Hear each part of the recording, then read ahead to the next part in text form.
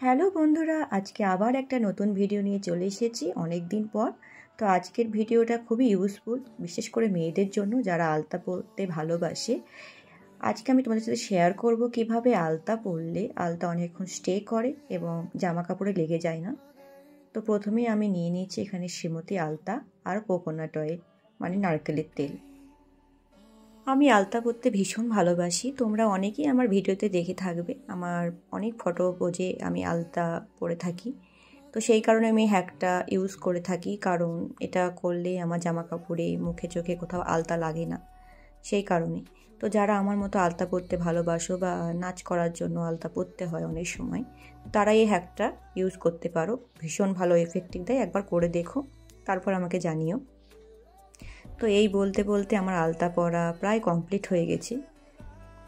আলতা সবসময় যদি নেল পালিশগুলো সাদা বা লাইট কালার পরা হয় তাহলে আলতাটা বেশি ফোটে।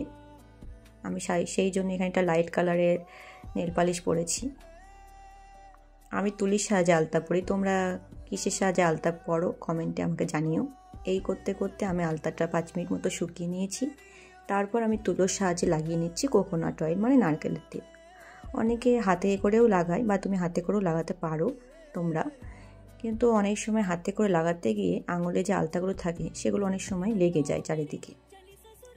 তো আমি আবার 2 মিনিট রাখার পরে এটাকে ধুয়ে নেব। এটা ধুয়ে নিলে যে এক্সট্রা কালারটা থাকে সেটা বেরিয়ে যায়। তো আমি তোমাদেরকে দেখাচ্ছি, আমি একটা এখানে টিস্যু পেপারের সাহায্যে হাতটা মুছে নিচ্ছি।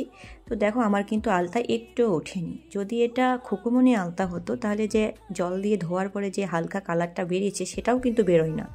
যেহেতু এটা শ্রীমতী আলতা তাই হালকা একটু বেরিয়েছে, কারণ এখনকার আলতা অনেক ডুপ্লিকেট হয়, সেই জন্য আমি এটা ঘষেও দেখিয়ে দিচ্ছি তোমাদের হাতের উপরে হাত। দেখো একটু কালার কিন্তু বেরোচ্ছে না।